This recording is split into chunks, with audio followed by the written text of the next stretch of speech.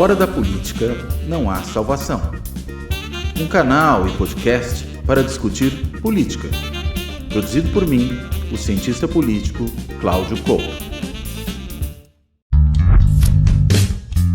Olá, bem-vindos a mais um Política na Veia. Lembrando que esse programa é uma parceria da Carta Capital, da TV GGN, do Luiz Nassif, do Fora da Política não há salvação, do cientista político Cláudio Couto. Nós estamos aqui. Cláudio Couto, Nassif, bem-vindos ao programa. Bem-vindos a quem não está nos acompanhando. Aqui já vamos direto também aqui nos highlights, nos últimos acontecimentos, no breaking news, como diriam os americanos. O Lula acaba de convocar a ministra do Turismo, Daniela Carneiro, vulgo Daniela do Vaguinho, para uma reunião, provavelmente para anunciar a troca no Ministério. O escolhido pelo União Brasil é o Celso Sabino, que era deputado pelo Pará, indicado pela bancada, e a Daniela do Vaguinho vai perder o cargo porque ela está trocando de partido, saindo do União Brasil e indo para os Republicanos. Aí as primeiras conversas que se houve aí nos bastidores da imprensa é que a União Brasil disse que tudo bem, vamos indicar o Celso Sabino, mas não garante uma maioria de votos para o governo no Congresso. Já saiu a notícia também que o Celso Sabino triplicou seu patrimônio de um mandato para o outro, de 1,5 milhão declarado para 4,4 milhões. Provavelmente será alvo aí de muita investigação e muita especulação na imprensa. Mas estamos nessa situação. Lembrando que o Arthur Lira deu mais uma entrevista para o Globo News e fez lá vários comentários sobre a articulação política do governo, precisaria trocar, teria sugerido o Fernando Haddad para substituir o Rui Costa na Casa Civil, e também sugeriu ao Lula definir se ele deveria ou não, se ele será ou não candidato em 2026. É a sugestão do Arthur Lira. Eu vou começar aí, Nassif e Cláudio Couto, podendo até começar pelo Cláudio Couto. O que essa mudança no Ministério do Turismo acrescenta, ou é uma troca de 6 por meia dúzia? E segundo, a articulação política do governo precisa ser mudada, conforme sugere o Arthur Lira? Bem, primeiro, bom dia, Sérgio, bom dia, Nassif, bom dia aí todo mundo que nos acompanha. Olha, eu acho que o problema não está, digamos, pelo menos na articulação política, naquilo que o Lira aponta, né? Ele aponta o dedo, por exemplo, para o ministro Padilha, né? E também reclama que ele não gostaria de ter o Padilha como intermediário para as solicitações orçamentárias que faz em nome da sua base no Legislativo, né? Naqueles deputados que ele busca, de alguma maneira, liderar na Câmara, e que lidera, de fato, né? Eu acho que a preocupação do Lira é muito mais de ter esse canal direto, né, de dispensar intermediários para, consequentemente, ter mais poder ainda sobre a questão orçamentária e aí, consequentemente, ter também muito mais poder sobre esses parlamentares que ele lidera, do que um problema efetivamente na articulação política ou no Padilha em particular, né? Acho que o problema não quero intermediários, quero ir direto ao cofre, né? Quero fazer eu mesmo a apropriação aí desses recursos para minha base, né? E aí, claro, tem que encontrar um bode expiatório, né? O bode expiatório é o Padilha, mas quem, enfim, tem ouvido aí as conversas que vêm de Brasília, escuta que o problema, se há um problema ali no núcleo político do governo, não está muito na articulação política, está na Casa Civil, né? Ou seja, no ministro Rui Costa, que é um dificultador ali de uma série de decisões que são importantes para justamente atender aos pleitos dos parlamentares. E aí independe do que o ministro da articulação política faça ou deixe de fazer, né? Se quando isso bate na Casa Civil, que é aquela que define quais cargos serão ocupados, né, quais medidas serão tomadas no âmbito da administração, isso é brecado, então você tem um gargalo na Casa Civil que acaba produzindo problemas. Mas não bastasse tudo isso, né, a gente ter esse problema na Casa Civil, a gente tem um contexto que é por si só complicado, né? Já falamos disso aqui outras vezes. Primeiro, de um Congresso muito mais poderoso na sua relação com o Executivo do que era antes, né, que foi se empoderando aí ao longo dos tempos, né, dos últimos anos todos, e que, consequentemente, tirou muito do poder de barganha que o Executivo tinha nessa relação com o Legislativo. Esse é um primeiro ponto. O segundo ponto é um enfraquecimento das lideranças partidárias, né, isso aí interno ao Congresso, não é mais na relação executivo-legislativo, mas interno ao Congresso, um enfraquecimento das lideranças partidárias com respeito ao presidente da Casa, que acaba também tendo uma ligação direta com os parlamentares, vira esse ordenador de despesa para interesse do legislativo, né, dos legisladores ali, dos deputados, e acaba, consequentemente, se interpondo como o verdadeiro líder de muitos desses parlamentares. E essa figura hoje é o Arthur Lira, que faz isso, enfim, com uma sede, com uma voracidade poucas vezes antes vista. Né? Acho que nem no período do Eduardo Cunha a gente tinha isso com esse grau de voracidade que a gente vê agora. E aí, claro, isso num Congresso muito mais à direita do que qualquer outro Congresso que a gente teve desde a redemocratização, queria para um governo liderado por um presidente de esquerda um cenário inóspito, né? Porque você tem, veja, esse problema estrutural que eu já falei do empoderamento do Congresso, você tem essa fragilização dos líderes partidários que podiam organizar as bancadas para se alinhar ao governo, você tem esse fortalecimento de um presidente predador, né, que é esse que ocupa a presidência da Câmara hoje, o Arthur Lira, e você tem ainda um Congresso muito à direita. Então, é um cenário muito difícil. Daí, essas mudanças ministeriais podem, de alguma forma, minorar o problema, ou pelo menos tentar administrá-los minimamente. E aí, claro, a Daniela do Vaguinho aí já não representava uma solução, né? Porque se a ideia era trazer os votos do União Brasil, e ela não está no União Brasil mais, ou pelo menos em termos práticos não está, seu marido já virou ali até presidente do diretório estadual do Republicanos no Rio de Janeiro, ela já pediu para sair do partido na Justiça Eleitoral, não tem mais nenhum compromisso, o que já era difícil ficou ainda pior. E aí, claro, você tem que promover uma certa dança de cadeiras para fazer com que pelo menos os votos do União Brasil como partido sejam de alguma maneira atraídos. Sempre lembrando disso que eu acabei de falar, num cenário em que a liderança partidária tem menos ascendência sobre a sua base e, consequentemente, capacidade de fazê-la votar de forma disciplinada do que tinha antes. Então, ainda assim, não é uma garantia de que você tem o pacote inteiro do União Brasil vindo junto. Vai ter que negociar em paralelo, continuar a negociar em paralelo com o Arthur Lira. Só chama a atenção que o Arthur Lira, com esse superpoder dele, está acumulando também uma lista de futuros adversários muito grande. Né? Você tem os presidentes de partidos aí que estão desautorizados de dar um bypass. Aí você tem o próprio governo, que ele está colocando cada vez, ele vai levar até o limite do confronto aí. E você tem um monte de operações policiais aí que resvalam nele. Né?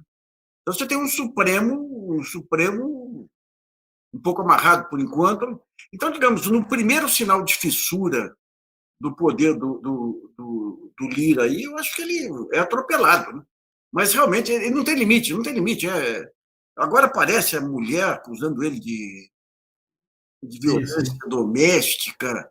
Você tem os escândalos de Alagoas. Não tem paralelo. Eu tenho a impressão que nem na República Velha você teve uma pessoa tão desqualificada para o poder. Assim. Agora dizem que o Eduardo Cunha está assessorando ele também, né? Sim. Aí Parece que sim. Então, digamos, eu acho que esse tipo de poder, e essa gana de poder, de quem não se contenta com o que tem e quer sempre mais, não tem saída, não tem saída. Ele vai para o embate, e nesse embate, essa soma de ressentimentos aí que ele acumula, a não ser que, no limite, o que ele quer? Que o Lula saia e ele sente na presidência. É isso que ele está querendo. Ou uma co-participação, um semipresidencialismo, o que ele fez, basicamente, durante o governo Bolsonaro. Agora, o risco, Nassif, é que você levar tudo junto no mesmo bueiro, que é o que o Eduardo Cunha fez. O Eduardo Cunha foi até o limite e, bem, estamos aqui por conta disso. Aí você teria que ter aí um procurador-geral mais ativo também. O Aras, ele fez bem desarmar, digamos, aquele protagonismo político aí da Lava Jato, mas nesse caso do Arthur Lira, com todas as denúncias que param sobre ele, aí, todos os abusos que ele comete e tudo, aí tinha que ter uma atuação mais incisiva, não digo mais incisiva, alguma atuação por parte da Procuradoria também, né? Mas ele está afrontando todos os poderes. Olha, cá para nós. Como é inédito, digamos, o que ele está fazendo, também é inédito que algo como mais possa ter um bom final para ele. Né? Agora, eu queria colocar para vocês dois, ampliando esse cenário um pouco para a América do Sul. Obviamente, eu não acho que o Brasil esteja nesse impasse, ou tenha chegado a esse ponto do impasse Mas eu queria pegar 3 exemplos que são reações totalmente distintas, mas eu não sei se, no fim das contas, o resultado não será o mesmo. Vamos primeiro ver o caso do Peru. Pedro Castilho eleito, neófito, eleito com um discurso, pelo menos econômico, progressista, embora no campo de costumes fosse um desastre, né? Mas era sindicalista e tal. A cada pressão que foi, no primeiro ano de governo, a cada pressão que sofria, a cada processo de impeachment, cedia um marco de poder à direita, ficou encalacrado, quando tentou virar a mesa, aconteceu o que aconteceu. Ele tentou dissolver o Congresso, mas, na verdade, acabou afastado, empichado e detido. Gabriel Boric, no Chile, também foi fazendo um ajornamento mais para o centro-direita, cedendo, não corre o risco de ser cassado, mas está totalmente capturado. Provavelmente o Chile terá uma constituição pior do que tinha, e ele amarga índice de popularidade péssimo num país que não tem reeleição. Dificilmente a esquerda vai conseguir se organizar para disputar as próximas eleições no Chile. E agora temos o caso da Colômbia, o Gustavo Petro, ali sofrendo denúncias no seu entorno de possível corrupção, dinheiro, lavagem de dinheiro, movimentação ilegal de dinheiro na campanha. As suas reformas também não são aprovadas num Congresso hostil. Ele chama a rua. Semana passada teve uma grande vitória, muita gente na rua. Tem agora o episódio das crianças que foram encontradas, que desviou um pouco o foco, mas também é um presidente que está sob risco. Mas a gente não sabe qual é o resultado. Aí a pergunta é, o que é hoje, pensando nesses mesmos estruturas que são presidentes progressistas eleitos com um Congresso hostil e um poder econômico hostil? O que fazer? Segundo, o Brasil pode chegar a este ponto de impasse, como a gente vê nesses outros 3 países? Couto e Nassif. Olha, acho que pode. É um risco, efetivamente, que nós corremos, né? Enfim, e não é porque, enfim, as concessões foram feitas, no caso do Boric, ou eventualmente no caso do Petro, que, digamos, a política oposta também seria a política bem-sucedida, né? Talvez não houvesse muita escolha nesse caso. Eu acho que essa é a grande dificuldade, né? Você tem uma relação política entre executivo e legislativo nesse caso, ou entre governos de esquerda e uma direita política e social, que é muito mais complicada hoje do que era há 10 anos atrás, né? Para a gente pensar no que foi, por exemplo, o primeiro governo Lula, segundo governo Lula, mesmo o primeiro governo Dilma ainda, né? É uma situação muito mais difícil, né, do que foi a onda rosa, né, que varreu aí a América Latina, em que vários presidentes tinham condições aí de lidar de maneira mais tranquila com seus respectivos congressos. Houve uma radicalização do processo político nesses últimos anos que torna a possibilidade de diálogo cada vez menor, né? Veja a emergência que nós temos dessa extrema-direita em vários países. Primeiro governo Lula, segundo governo Lula, até primeiro governo Dilma, não tinha uma extrema-direita institucionalizada, né, estabelecida politicamente no país de forma relevante, né? Também não tinha no Uruguai, também não tinha no Chile dessa mesma maneira. Hoje tem. Até na Argentina a gente vê que ela vai subindo. Ou seja, o cenário mudou. E aí, arranjos que eram possíveis antes, porque havia espaço de diálogo, vão se tornando cada vez mais difíceis. Qual é a opção? Radicalizar ainda mais? Não sei, né? Não sei se isso resolve, né? A solução que está se buscando aí é tentar encontrar uma parte dessa direita congressual com a qual seja possível estabelecer algum diálogo para, em grande medida, reduzir danos. Eu acho que é isso. É esse o momento que a gente está vivendo. Desde esse ponto de vista, um momento muito mais complicado do que momentos anteriores que nós experimentamos, né? E acho que é esse o grande desafio com que o Lula está lidando hoje, né? Não só esse Congresso mais à direita, mas veja, uma direita também diferente daquela com a qual o próprio Lula lidou anteriormente. E aí o jogo se torna mais complexo, né? As concessões começam a ter que ser maiores, porque senão você realmente corre riscos sérios, né? Necessariamente de impeachment. A gente viu aí vários pedidos de impeachment sendo apresentados sem o menor justificativo, né? Inclusive, a gente já tinha pedido de impeachment do Lula, já tinha gente falando no impeachment do Lula, não necessariamente um pedido formal, antes dele tomar posse, que é um negócio surreal, né? Como é que você pode falar que vai pedir o impeachment no presidente que nem tomou posse? Vai acusar ele do quê? Se o impeachment é o tipo de responsabilidade cometido no cargo. Como é que é? A culpa dele é ter sido eleito. É ter Foi sido eleito. eleito e dele ser ele. Né? O É. problema é que ele é ele. E aí isso é inaceitável para esses caras. Então, veja, é realmente uma situação muito, muito complicada. Então, quando você pega, digamos, os obstáculos tradicionais, digamos, a uma visão mais progressista, mais moderna, né? Porque quando você pega a esquerda na América Latina, as ambições dela, no Brasil especialmente, era aprimorar o capitalismo aqui. Né? Então você tinha, digamos, aquelas pressões tradicionais de mercado, através da mídia e do mercado mesmo, forças armadas, judiciário, às vezes. Daí, quando você vem com as redes sociais aí, trazendo esse novo personagem, essa capacidade de desestabilização que vem nas primaveras árabes, vem aqui no Brasil do impeachment, vai na própria Ucrânia, entram governos muito mais cautelosos, fazendo muito mais concessões para aqueles adversários tradicionais, digamos. Então, você pega essa questão do mercado aí, o que o Roberto Campos Neto está fazendo não tem cabimento, não tem cabimento.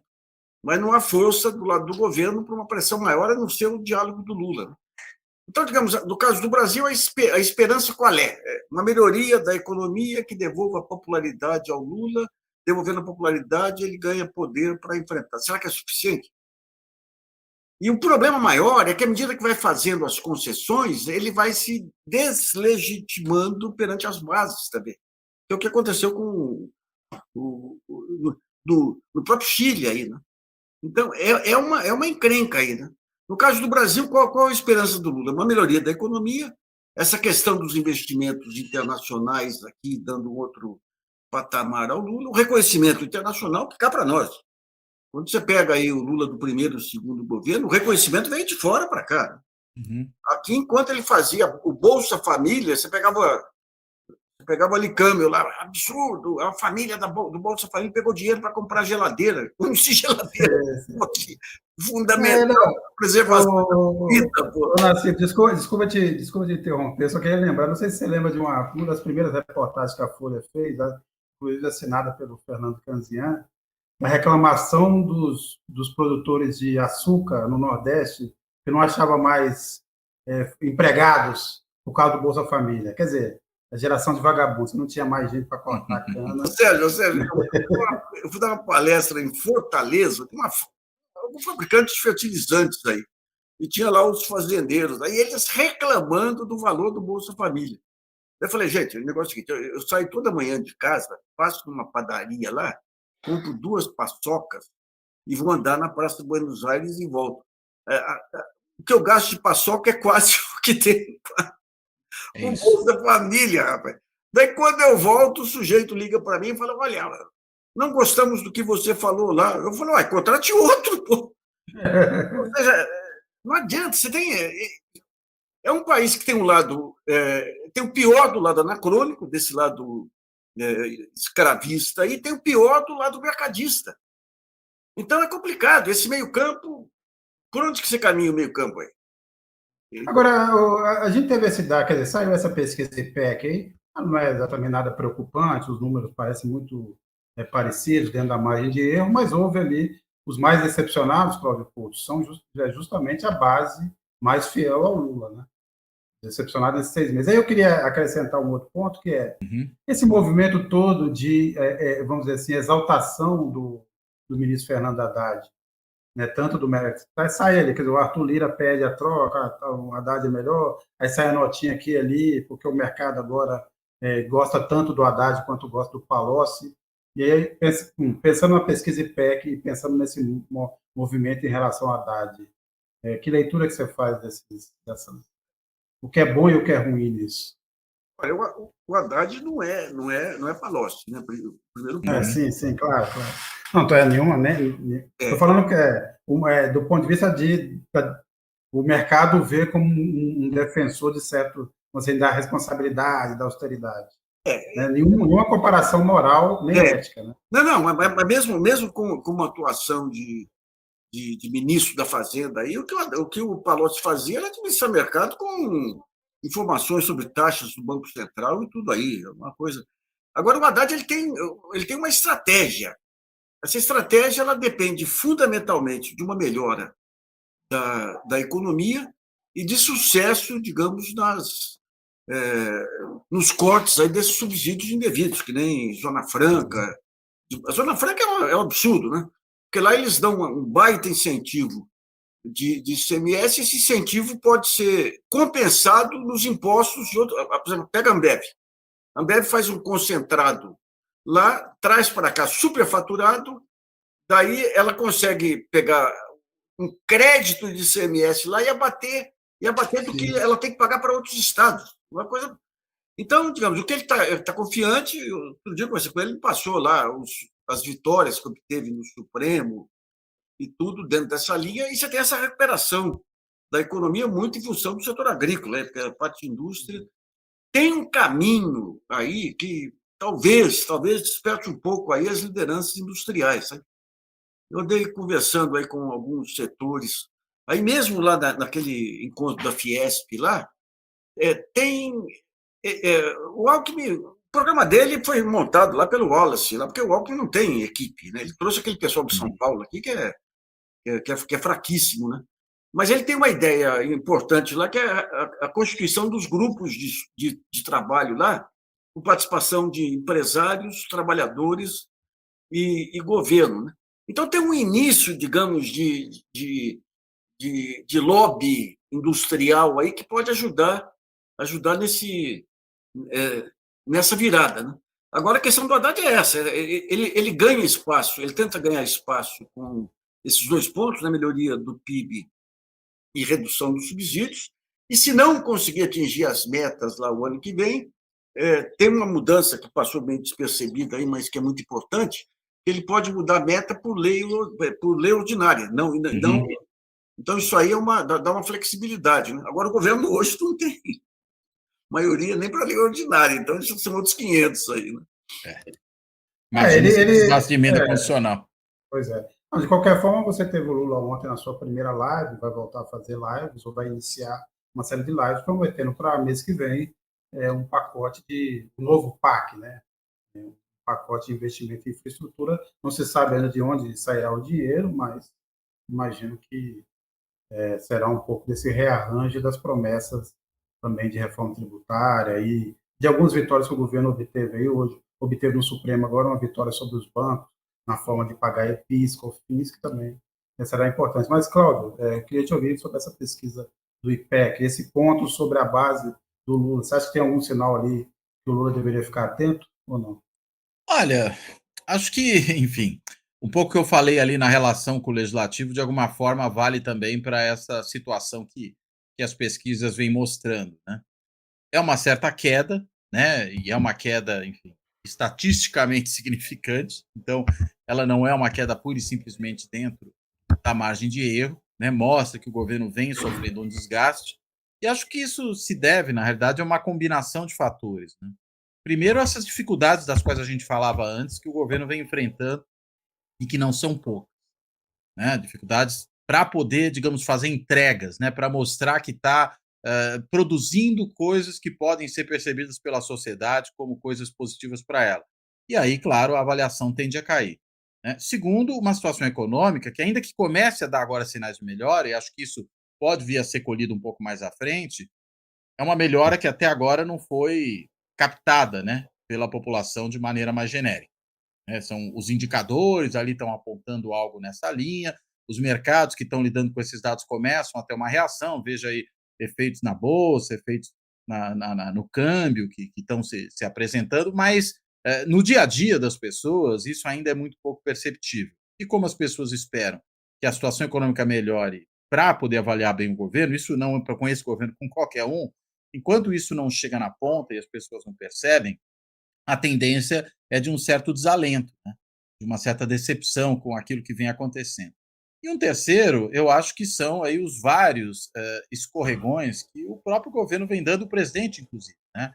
Com declarações infelizes, se expondo de uma forma desnecessária, tendo um desgaste da sua própria imagem como presidente, tanto que a avaliação do desempenho presidencial, ele próprio, né, aquele que aprova ou desaprova o presidente, também caiu. Isso tudo também vem contribuindo para essa imagem negativa. Ou seja, o governo está com dificuldade de produzir boas notícias, né? E produzir boas notícias que levem a essa avaliação maior. Não creio que isso diga respeito exclusivamente à parcela ali mais específica que votou no Lula massivamente nas eleições de 2022. Eu acho que isso é um problema mais espalhado na população, que aparece também nesses segmentos da sociedade, mas que está presente no conjunto delas. Então, eu não vejo muita solução que não o governo, primeiro, se reorganizar internamente para justamente começar a ter mais facilidade para fazer entregas e aí, consequentemente, produzir notícias positivas, e mais cuidado também por parte do próprio presidente da República na sua comunicação, né? Uma liderança carismática como ele, mas veja que não é a liderança freak, né? Folclórica, bizarra que era o Bolsonaro e que se nutria dessa bizarrice. Ele tem outro tipo de apelo, ele tem que apelar para ser o governante que faz sentido, né? Que toma decisões que fazem sentido. Ele tem que ter mais cuidado com essa comunicação. E me parece que ele não tem tido, né? Inclusive demonstrando muito pouca paciência, né? Ou seja, produzindo desgastes para si próprio o tempo inteiro, né? Até na arena internacional, né? Onde seria ali um lugar de colheita importante, justamente nesse momento que o Brasil volta à cena internacional, o presidente começa a dar declarações desencontradas, ora sobre a guerra na Ucrânia, ora sobre a questão da Venezuela, que, na verdade, muito mais prejudicam esse retorno do Brasil ao cenário internacional do que ajudam. Justamente ele que gozava desse prestígio internacional grande, que começa também a pôr isso a perder. Acho que o Lula, que vem para o mandato do Lula 3, é um Lula, no certo sentido, mais fora de forma, né, do que aquele de antes. E num governo presidencialista, a despeito de toda a complexidade que, na prática, ele tem na tomada efetiva de decisões, porque envolve o Congresso e as pessoas imaginam que é só o presidente que muitas vezes está fazendo as coisas. Se o presidente não consegue se colocar de maneira mais efetiva, de maneira mais clara e positiva no dia a dia, isso acaba prejudicando a avaliação do governo. É direto, né? Isso imediatamente afeta. Então, acho que tem esse conjunto de fatores que explica o que essas pesquisas vieram trazendo. A gente tem algo também aí que é o seguinte: a maneira como a mídia só reflete esses desencontros e os problemas do governo. Você não tem uma cobertura dos fatos que estão ocorrendo aí. Você pega, por exemplo, esse negócio da farmácia popular, de estender aí para 50 milhões de pessoas, farmácia popular. O Ministério da Educação, que é um ministério forte, e o Camilo Santana aparentemente está bem fora de rumo. Mas você tem vários ministérios sociais que surgiram aí com trabalhos relevantes. Esse próprio plano de industrialização aí, embora esteja em formação, ele dá informações, ele gera informações. Mas o que nós temos é o seguinte: você tem um jornalismo de notas que tomou conta, de uma maneira geral, da mídia, e o que vale é a nota e o impacto. A nota e o impacto. Então, você tem as redes sociais que não colaboram, o governo tem dificuldade de atuar em rede social, mesmo porque a rede social você não consegue contextualizar nada. A rede social você joga só. Você pega o grande sucesso de rede social, Flávio Dino, com suas tiradas aí. Com suas tiradas. E a mídia, que deveria refletir, digamos, de uma forma mais sistêmica as políticas públicas que estão em construção, não dão a menor cobertura. E a chamada imprensa alternativa, uma parte, quem tem mais condições, entra nesse jogo de guerrilha e tudo, e quem não tem condições não consegue. Você não tem um fluxo de informações do governo que traga informações adequadas aí sobre cada área que está ocorrendo. Sabe? Então, digamos, nesse processo de construção, você ainda não tem a entrega, mas o processo de construção gera notícias positivas, e ninguém tem acesso a isso. Eles têm um problema de comunicação lá complicado, sabe? Complicado. Também num ambiente totalmente diferente, porque a mídia, não que ela estivesse muito disposta a fazer uma cobertura mais orgânica e mais organizada, mas agora ela está presa à lógica das redes sociais. Somos também reféns, né? Somos reféns desse imediatismo, das coisas fragmentadas. Não há. Lembrando que as redes sociais também elas contribuem para o outro lado, né? Se você fizer o grande peso e balanço das redes sociais, elas incentivam, elas distribuem muito mais conteúdo de direita ou de extrema direita do que qualquer outra reflexão que seja. Então, é um ambiente também muito hostil e muito complicado. Agora, o Lula também teve essa semana um momento que me parece interessante, que foi essa reunião com a Ursula von Leyen da Comissão Europeia. Agora, eu pergunto, Nassif, o Lula já tinha se comprometido, o Celso Amorim, em várias entrevistas, eu pelo menos entrevistei umas 3 ou 4 vezes antes do início do governo, e ele sempre ressaltou que o que o governo queria, o brasileiro queria, era fazer um ajuste no acordo com a União Europeia e não abrir mão, por exemplo, o governo é muito mais refratário à adesão ao CDE, o que não deve acontecer, o que faz muito bem. Mas em relação ao acordo com a União Europeia, havia ali pontos a serem ajustados. Isso parece caminhar. A Ursula von Leyen deu uma boa entrevista falando da importância dos indígenas, prometeu um acordo para o fim do ano, mas até agora a gente não viu quais pontos o governo brasileiro pretende modificar ou defender. O que você achou até agora dessas negociações? No caso da União Europeia, o ponto central é não abrir aqui as obras públicas para empreiteiras europeias. Mas é interessante, aí, em relação à parte internacional, apesar das declarações do Lula, você vê o seguinte, ele dá uma declaração que o CDE fica meio com o pé atrás. E vem essa alemã, que provavelmente vai ser a próxima secretária-geral da ONU, e vem visitar o Lula. Daí ele dá uma declaração dizendo que os Estados Unidos é responsável também pela guerra. Daí vem um aumento de dotação aí, verde aí do Biden, né? Eu tenho a impressão que nessa parte internacional, apesar dos escorregões retóricos aí, o Lula tá se consolidando, sabe? E você tem algo muito relevante, que é o seguinte, gozado, eu até estava comentando ontem lá no debate nosso, quando a gente pega o mercado de capitais, quem são os craques e quem que é a boiada? A boiada é a que pega os movimentos a cada dia aí do mercado. Os craques são aqueles que avaliam, digamos, o valor intrínseco ou o resultado de uma empresa, projetam lá adiante, traçam uma linha reta. Se a ação está muito acima da linha, ele vende. Se está muito abaixo, ele compra. O Lula, ele fez isso. Lá. Ele traçou uma linha e lá na frente, qual que é o preço da ação? É impossível uma guerra resolver o conflito da Ucrânia, porque no limite você tem a guerra nuclear. Esse é o primeiro ponto. O segundo ponto, o cansaço trazido pela guerra. Isso aí, aliás, estava claro no início da guerra, porque o que acontece? Você tem uma crise da democracia ocidental. Você tem governantes aí na Europa e tudo, acho que é talvez a mais fraca geração aí de governantes, e todos em países em crise, aí, em função de tudo que está ocorrendo, a desmoralização da democracia representativa que vem desde 2008, aparecimento de redes sociais, daí começa a guerra. Daí você tem aquela cobertura em tempo real da imprensa apresentando bombas, mortes e tudo. Cria um sentimento de indignação na opinião pública que exige respostas imediatas. Na opinião pública e na Globo News. Exige respostas imediatas.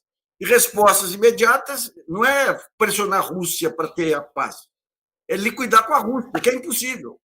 Então, eles se encalacraram.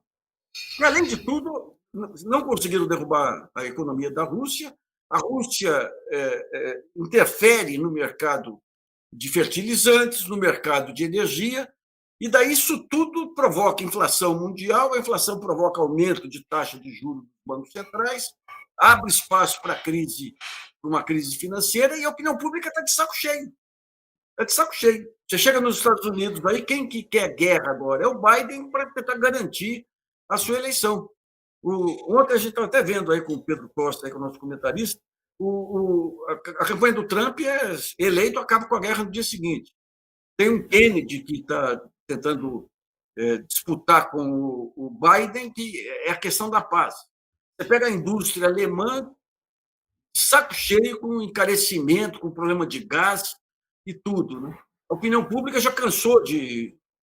O Zelensky já começa aquela blindagem em torno do Zelensky, transformando um malandro em herói, começa a se romper. Então, lá no fim da linha, o que vai restar? Vai restar um acordo de paz. E quem que pegou a bandeira lá atrás? O Papa e o Lula. Ou seja, a dobradinha Brasil e Argentina aí Parece que, essa contraofensiva da Ucrânia não está sendo bem sucedida. Obviamente é sempre uma guerra de desinformação, Sim. mas muitas perdas, inclusive perda de equipamentos enviados Mas a pelo parte Ocidente. interessante é que eles anunciam a contraofensiva, não dá certo, eles falam, não, isso aí não foi contraofensiva, não começou assim. Isso aí. Vai começar. Pois é, mas hoje, por Vai exemplo, contraofensiva quando dá certo. Os Estados Unidos está enviando, tá correndo para enviar novos tanques diante das perdas. Mas, Cláudio Couto, e aí? O que exatamente, Sérgio? Não, sobre o que a gente estava falando aqui. Sobre tudo isso que está aí. Essa geleia geral. Não, eu acho que eu já coloquei antes a questão do que eu achava das Europeia, ações da europeia. política externa. Acho que o Nassif, enfim, só veio complementar, não teria muita coisa Então, nova. vamos tratar de um outro assunto aqui. Hoje exatamente, é o aniversário dos 10 anos da jornada de junho. A gente comentou isso aqui no programa passado, mas é hoje.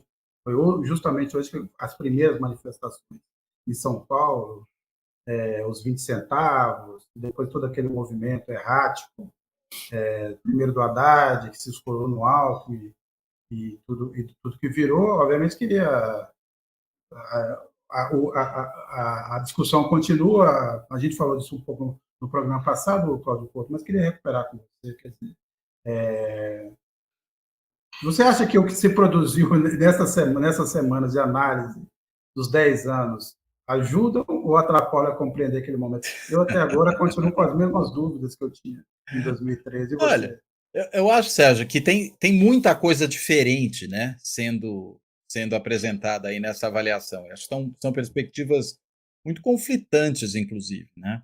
Estou pensando, por exemplo, nos artigos que saíram na Folha, acho que no final de semana passado, né, sobre o sentido de 2013, se afinal de contas foi ou não foi a porta para a entrada da direita e da extrema direita, né? Vi gente dizendo que sim, gente dizendo que não. Estou pensando particularmente, por exemplo, num artigo do Marcos Nobre na Folha, e ele vai dizer: olha, é só olhar quem estava lá em 2013 para ver que não era a direita que estava na rua, a extrema direita. Olha, acho que o problema não é só olhar quem estava em 2013 em junho, né? Mas é ver o que aquilo deflagrou.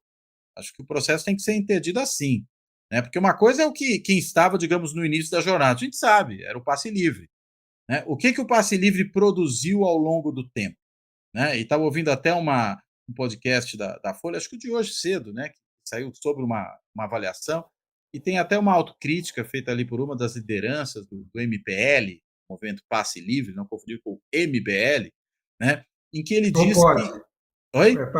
É para confundir ou para não confundir? Não, é para não confundir, né. E ele próprio diz, Eventualmente. né, que o MBL se aproveitou da sigla, né, copiou deles para poder justamente surfar, e fez isso mesmo, né.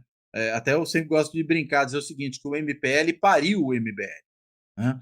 E ele faz uma autocrítica muito interessante, agora me escapa aqui o nome dessa liderança, que é o seguinte, ele fala: "Olha, a gente, sabia o que fazer até conquistar a redução da tarifa, mas depois não sabia o que fazer depois daquilo", né. E o interessante é que depois daquilo que aconteceu foi a entrada da direita na rua, né, que na verdade já começa a engrossar, se a gente pegar um pouco os fatos, depois daquele episódio horroroso ali da Rua da Consolação, em São Paulo, quando a polícia reprime pesadamente os manifestantes, e nos dias subsequentes você tem um engrossamento da manifestação, mas que torna essa manifestação, digamos, multicolorida, você tem um pouco de tudo ali.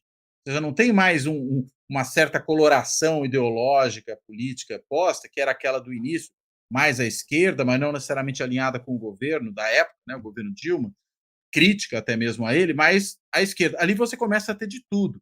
Começa a entrar a pauta anticorrupção, com a pauta anticorrupção vem todo aquele espírito da antipolítica que vai depois ser ainda mais alimentado, né, e reforçado pelo lavajatismo, né? O lavajatismo surfa já nessa onda, desse clima que começou a se criar ali em 2013. Basta lembrar que a Lava Jato começa a produzir os seus primeiros resultados já na época das eleições de 2014, quando a Dilma, perdão, é reeleita, mas já é reeleita com esse fantasma pairando sobre ela, e que em 2015 vem com tudo. Em 2014 você já tem o MBL efetivamente na rua, você já tem grupos que inclusive incorporaram lemas daqueles grupos que estavam no começo do processo. Um dos gritos de guerra ali do pessoal que inicia as manifestações pelo passe livre, né, pela melhoria dos transportes, era vem para a rua. Vem para a rua, depois virou um movimento de direita, né, liderado ali por aquele empresário, né, como que ele chama mesmo? Eu esqueci, mas sumiu, desapareceu, esse que desapareceu. Agora foi até candidato pelo Devia Partido Novo a governador aqui em São Paulo. Devia condomínio, né? Devia condomínio, esqueci o nome dele. Aí eu já não sei das contas pessoais dele. Mas, enfim, a gente sabe de quem está falando aqui. Né? Ele ia para a rua para não pagar o condomínio. Pode ser, na rua não paga condomínio mesmo. Né? E o fato é que, enfim, foi um dos impulsionadores desse movimento. Né? Depois saiu nas ruas lá da Carla Zambelli, mais à direita ainda do que esse primeiro momento. O próprio MBL surge ali. Ou seja, começa de um jeito e vira outro. Não, mas deixa eu... Não dá para imaginar que o movimento, só porque começa de uma forma, ele vai ser aquilo que deu origem a ele o resto do caminho. Não necessariamente. Nassif, deixa eu só ler uma mensagem rapidinho. Só para fechar. Fala. Não, uma mensagem do Vinícius, que estava assistindo. No início de 2003 era a esquerda, no meio era todo mundo e no fim somente os golpistas. É isso. Outro dia eu fiz uma live aí com 4 lideranças da época lá. Eu acompanhei de perto, eu tinha um escritório que era perto da Paulista lá. E umas 2 vezes nós tivemos que abrir portão lá para os estudantes pularem lá para dentro para não apanhar da polícia. O que aconteceu? É importante também para a gente separar, digamos, a intenção dos estudantes. Essa questão de usar a internet para montagem de organização é anterior ao passe livre. Eu lembro algo que me impressionou muito na época, lá, aquela Marcha Mundial das Mulheres aqui, que foi feita usando os recursos das redes sociais, que criou uma nova forma de organização e de militância. Eu lembro, para mim, o político mais emocionante que eu vi até hoje, que foi aquele Ocupe as Escolas, a secundarista, eu digo a secundarista porque a maioria era liderança menina, aqui contra aquela reforma maluca aí daquela... Como é que chamaria Maria Helena Guimarães? A pior coisa que já aconteceu na educação brasileira aí. Então, você já tinha, digamos, esse início. Quando você pega o passe livre, ele vinha desde 2000, acho que começou lá em Porto Alegre. Aqui ele tinha, inclusive, uma base técnica muito interessante, que era o Lúcio Gregório. E como todo movimento... Você teve aqui uma marcha, uma passeata, uma motociata aí dos motoqueiros... Do início aí do uso de motos aí para entregas, lá no Rio, na Marginal Tietê. Então, você já tinha, digamos, toda essa lógica, pegando a molecada, principalmente, que eram as maiores usuárias de redes sociais. O movimento passe livre já era mais antigo e vem com esse viés de esquerda. Eu não digo de esquerda, viés progressista, para usar o negócio mais amplo aí. Quando estoura isso aí, a polícia vem e quebra o pau. Eu lembro do primeiro dia, eu fui até a prefeitura aqui conversar com a Haddad. Eu falei, prefeito, esse movimento é a seu favor. Pega essa molecada, chama essa molecada, abre os dados aqui das companhias de ônibus aqui, mas você teve uma resistência muito grande dos governos e do PT, principalmente. Nós tivemos lá no GGN um problema, que a gente queria, já tinha o nome começado lá, o Grupo Gente Nova, a gente queria abrir espaço para essa molecada para tentar canalizar para as propostas e tudo, e tive problemas lá com pessoas que ouviam quem? O grande sábio Rui Falcão, que é... A esquerda tradicional ficou com uma baita paúra lá, medo de perder o cetro. Por quê? Porque toda grande movimentação provoca uma renovação das lideranças. O que nós temos hoje de liderança política é a identidade direta já. Depois veio lá os caras pintadas aí do Collor, que gerou uma nova liderança. Quando esse pessoal vem, e como não tinha liderança, era descentralizado, eles não queriam apropriação por nenhum grupo político. E daí, eu lembro uma vez que eu estava com o Eugênio aqui na Câmara de Vereadores, num evento sobre desaparecidos, e você tinha velhas lideranças de esquerda falando, não, precisamos sair logo aqui, porque estão querendo tomar a rua da gente. Então, houve uma incompreensão muito grande. E eu lembro, e daí ficou nítido num certo momento, eu lembro viajando para Guaranésia, Eugênio Guiano, eu trabalhando lá no computador, daí eu ouço o comentário do Arnaldo Jabor. O Jabor, antes de morrer, ele incorporou todo o discurso olavista. Ele falou, antes você tinha Rússia, a União Soviética e Estados Unidos. Daí a União Soviética implodiu e milhares de pequenos objetos que infiltram na mente das pessoas. E agora deu nisso aqui, 30 centavos de merda. Ainda comentei com o Eugênio, você quer apostar quanto em poucos dias ele vai começar a defender esse movimento? Não levou um dia. Um dia. A direita já tinha percebido, porque você tinha um mal-estar disseminado na sociedade. Eu lembro uma filha que trabalhava numa multinacional que os colegas foram para a rua. Então, você estava um mal-estar disseminado. Eu lembro uma vez um evento que nós tivemos, quando teve uma dessas passeatas, teve um evento paralelo e o Laerte, agora tem que falar Laerte lá, falava, mas gente, eu lembro das diretas já, a gente sai na rua para pedir democracia, as pessoas saem para pedir ódio, mas claro, quando você tem um mal-estar disseminado, você tem que centrar em alguma figura. E qual figura que você centra? O presidente da República. Antes você tinha o Figueiredo, agora era a Dilma. Agora, em cima de todo esse movimento, daí surge a influência inicial, especialmente do pessoal do Partido Democrata Americano, que vê nesses movimentos uma chance aí de atender aos seus interesses. O Jorge Soros, pega os primeiros que vieram aqui, financiados pelo Jorge Soros, que montou... Bom, você tem os irmãos texanos aí, que era um horror também aí. Os Koch também. São republicanos, né? Mas então, quando você pega todas essas primaveras que surgem, tudo surge dentro desse novo ambiente. E essa rapaziada aí foi atropelada. Ela foi atropelada. Ainda existe o movimento Vem. Aliás, acabei de receber aqui um programa aqui de um seminário que vai ter para o passe livre. Tudo mais. A Dilma recebeu, depois de muita resistência, recebeu o pessoal lá em Brasília. Eles saíram loucos da vida porque ela estava impaciente, com aquele jeito Dilma de ser. Então, você teve muita cegueira por parte da esquerda, você teve o fato de que não perceber, a direita percebeu antes, que como era um movimento sem liderança, você podia impor a cor que você quisesse, o Ministério Público entra vergonhosamente com aquele negócio, levantando uma bandeira, ali se fixa o pacto Globo-Ministério Público, aquela bandeira da PEC, nem lembro que número, 37. Era a da investigação do Ministério Público, né? Que eles diziam perder o poder de investigação. Então, ali, digamos, e daí surge... Eu lembro uma conversa que eu tive com a presidente lá, 2 meses antes dessas manifestações. A presidente vai perder, as redes sociais tinham uma molecada progressista, eles estão perdendo debate. Porque daí se entram outros... A primeira grande batalha que teve de comunicação foi em torno da Copa. E a Dilma tinha, na frente do Ministério dos Esportes, uma quinta coluna, que era o Aldo Rebelo. Então, falei até com ela, sabe, essa molecada está perdendo a batalha. A gente hoje, nas redes sociais, a gente vê só a direita. Eu achava que era só falta de bandeiras, nem pensava em algoritmo, não se falava ainda em algoritmo. Né? Então, e daí, quando você sai daí, a nova geração que sai dos influenciadores, aí todos de direita. Sim. E sendo que o início, o uso, pega a Marcha Mundial das Mulheres, a molecada, foi a rapaziada progressista. Então, foi uma cegueira coletiva, e principalmente o PT. O PT, depois que veio o mensalão lá e afastou o Dirceu, Genuíno e o Buxiquem, ele perdeu qualquer viés de inteligência estratégica também. Né? Então, foi um acúmulo. Eu acho que a molecada foi atropelada aí por esse movimento.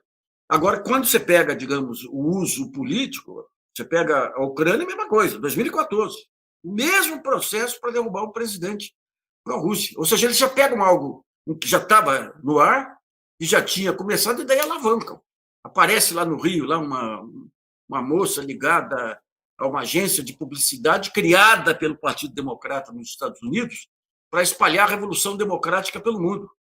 Só que esses babacas desarticulam os países e o que entram? Entram as bestas feras da ultradireita do Partido Republicano. Eu continuo sem... Obviamente, acho que falta ainda uma análise justamente desse mal-estar, principalmente nas grandes cidades. Quer dizer, era um misto, obviamente, das pressões que o Brasil vivia, de um processo de crescimento um pouco fora do comum, que a gente tinha vivido nos 30 anos, e também acho que a própria angústia da perspectiva, porque finalmente o Brasil estava ali diante da ideia de que a gente ia deixar de ser o país do futuro para ser o país do presente, E eu acho que isso não funcionou bem na cabeça de muita gente. Tem um tema que é bom para o Couto, os cientistas políticos. Vamos pegar anos 70. Você pega o metalúrgico do final dos anos 70, em situação de vida muito melhor que no começo dos anos 70, e numa rebelião geral. Por quê? Porque ele não olha para trás, ele olha para a perspectiva. E a perspectiva era de uma baita crise pela frente. Quando você pega 2013, você pega todos os incluídos, aí você falava, os incluídos vão ser fiéis aí, vão ser fiéis a... o que aconteceu? As expectativas paravam. Eles cresceram até um ponto, depois você não tinha mais expectativa. Por quê? Porque já estava vindo a crise internacional, a paralisia do governo, né? Então, esse mal-estar se refletiu nisso aí todo, né? E pegou todo mundo, né? No começo, os moleques do passe livre, depois as madames aí, mulheres de banqueiros indo para a rua aí. Reclamando da PEC das domésticas, a PEC das domésticas são um pouco depois, né? Mas, Cláudio Couto, quer algo a acrescentar? Não, eu acho que realmente essa questão, né, da insatisfação que estava represada ali, eu acho que é um aspecto interessante para entender aquilo que aconteceu, né? Porque, de repente, por que vai todo mundo para a rua no movimento que sequer foi chamado, né? Por aquelas pessoas todas que afluíram ali.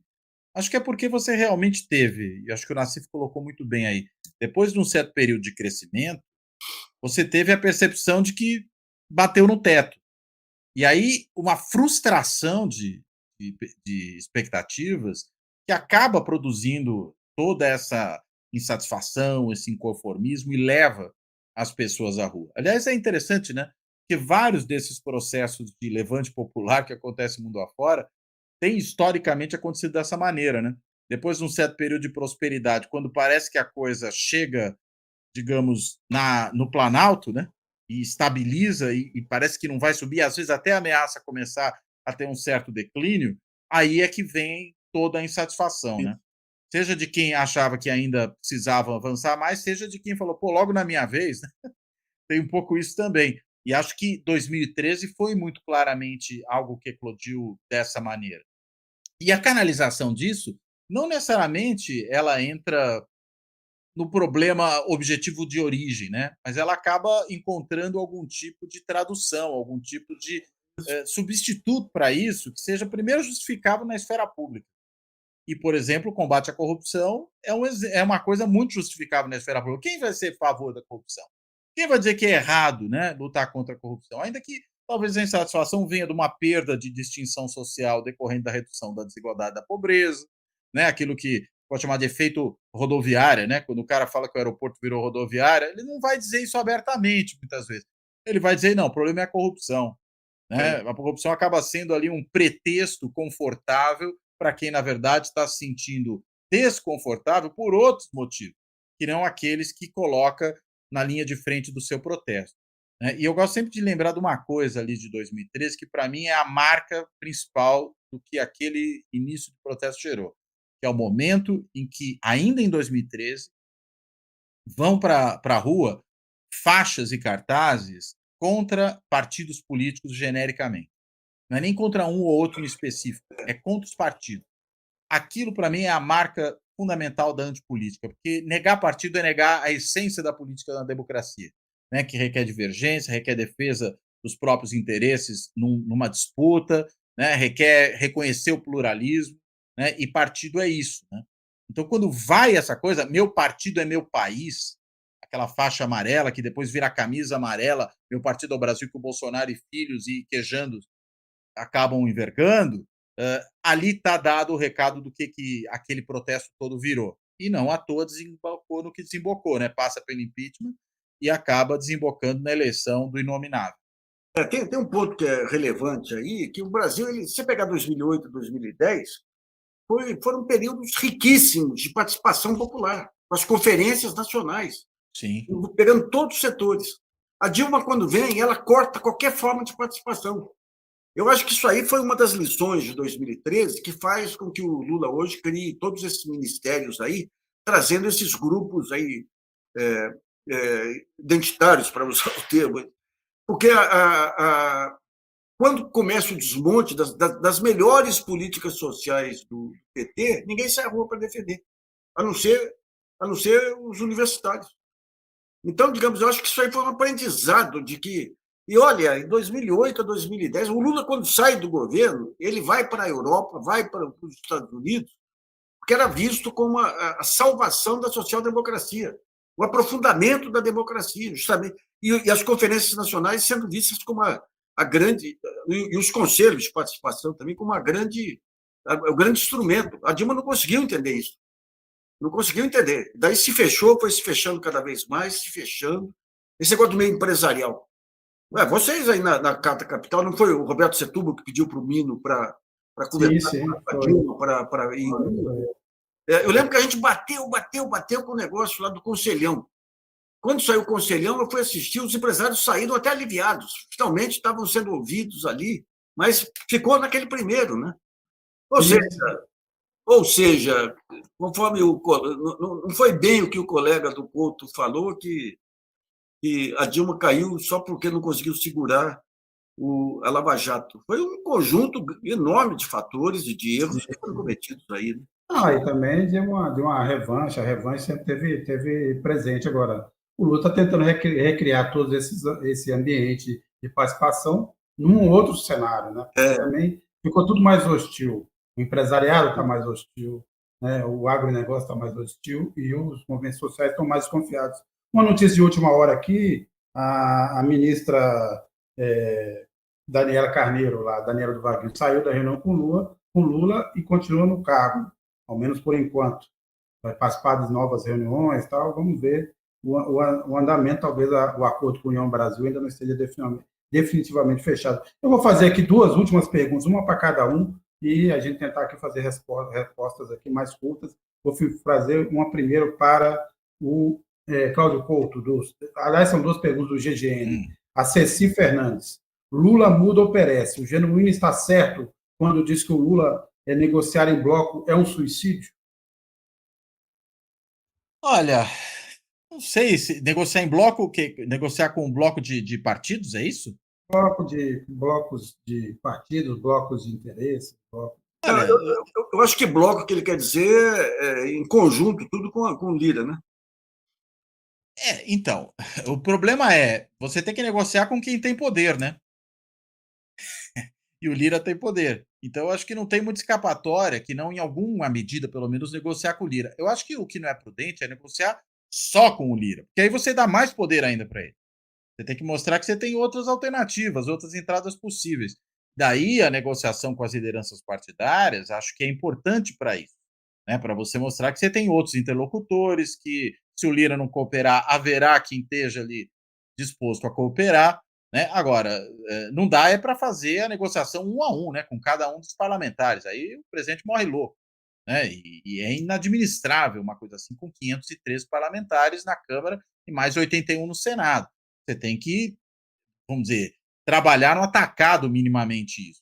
E olha que mesmo no atacado não é fácil, porque você tem tanto partido, né, nesse cenário de muita fragmentação, que isso complica ainda mais o processo de negociação. Mas eu não vejo outra alternativa que não seja negociar em bloco e, claro, necessariamente conversar com quem tem o poder de agenda, quem tem grande ascendência sobre os congressistas, no caso, pelo menos da Câmara, que é o Arthur Lira, sempre sabendo que se trata de um predador da política. Né? A gente não está falando com alguém que consiga operar de forma institucional, né, pensando na construção institucional. Ele é um predador, né? Um predador, e eu até usaria uma outra palavra, um chantagista. Né? Então, tem que saber que é com esse tipo de sujeito que você está ligando. Mas tem outra opção que não seja lidar com ele? Não vejo muita outra alternativa. Lembrando, né, Cláudio Couto, o que você sempre disse aqui no programa é que esse acúmulo de poder que o Congresso veio acumulando aí desde Dilma, Temer, Bolsonaro, com todas as mudanças que foram feitas, que começou com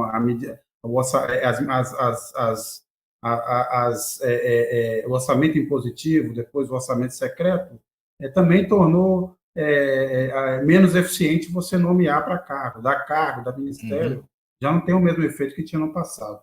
Então, também é muito mais complexo hoje negociar. Pensando que o Centrão é sempre essa massa amorfa de interesses muito diversos, é tratado como um grande conjunto, mas, na verdade, ele é só uma grande boca, né, que engole interesses diferentes ali. O Nassif, É um Pedro modo de Henrique, funcionar, mais do que qualquer outra coisa. Centro. é isso. O Pedro Henrique, Nassif, o que nós jovens podemos fazer para mudar no futuro o cenário político do Brasil? Tem que começar a se organizar em grupos de interesse, ganhar solidariedade. Eu lembro quando começou o movimento negro ganhar mais protagonismo, eu tive uma vez um debate no Sindicato dos Jornalistas, e depois tive um também no Sesc Vila Mariana, lá um pessoal muito radical no começo, julgando que o negro era o único vulnerável. Realmente é o mais vulnerável. Aí tudo. Então, nós tivemos um debate lá no sindicato e falamos, gente, e as pessoas com deficiência? Que não tem sequer inteligência para poder se defender. Então, digamos, você tem um embate muito forte aí entre o identitarismo e os partidos, mas eu acho que o ponto central é organizar os interesses de grupos específicos e depois entender que, sem estar embaixo de um partido político, não se consegue nada. Eu lembro a Marina, quando fez o programa dela lá atrás, é muito interessante. A parte de negros feitos por negros, a parte de LBTG por LBTG. Só que, por trás de tudo, você tinha um modelo econômico de menos Estado. Daí você fala, pô, qual é? Né? Então, digamos, esse negócio da solidariedade, de entender os grupos, de entender as necessidades de grupos e se organizar, é um caminho. E as redes sociais podem desempenhar um papel relevante quando bem utilizadas também. Né? Só isso, Sérgio. Eu não sei mais se é possível utilizar as redes sem algum tipo de regulação, mas fica para um próximo programa. Eu agradeço que nos acompanhou até agora. O programa inteiro ainda falta tempo. Pois é. Vamos seguir em frente. Só lembrando aqui rapidamente que a Carta Capital fez aí uma websérie sobre o junho de 2013. Os episódios já estão começando a rodar. É só entrar no canal do YouTube da revista. Nassif, Cláudio Couto. Até a próxima. Até a próxima, Sérgio. Até a próxima, Nassif. Até a próxima aí para todo mundo. Um abraço. Sérgio, amigos aí. Até a próxima.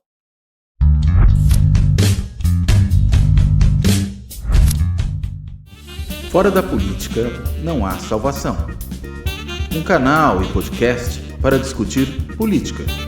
Produzido por mim, o cientista político Cláudio Couto.